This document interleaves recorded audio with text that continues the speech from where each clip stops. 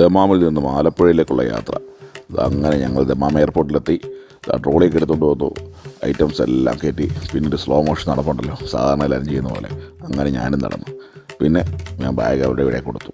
നേരെ പിന്നെ ഇതെല്ലാം കൂടെ നമ്മൾ കൗണ്ടറിലേക്ക് പോയി റാപ്പൊക്കെ ചെയ്ത് ടിക്കറ്റൊക്കെ എടുത്ത് നേരെ ഗേറ്റിലെത്തി. അപ്പോൾ പ്രസാദ് ഞങ്ങളെ വിട്ടിട്ട് നേരെ റൂമിലേക്ക് അങ്ങ് പോയി.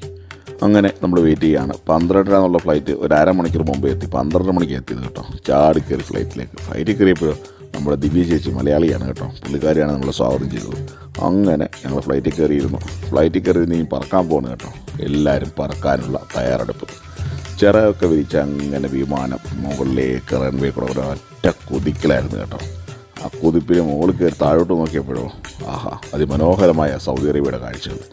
പിന്നെ ദേ അകത്ത് വേണ്ടേ പിള്ളേരവിടെ ലൂഡോ ഒക്കെ കളിക്കുകയാണ്. ഞങ്ങൾ ഉറങ്ങാനുള്ള പ്ലാനും. അടുത്ത വീഡിയോയിൽ കാണാം. അതുവരെ ഗുഡ് ബൈ.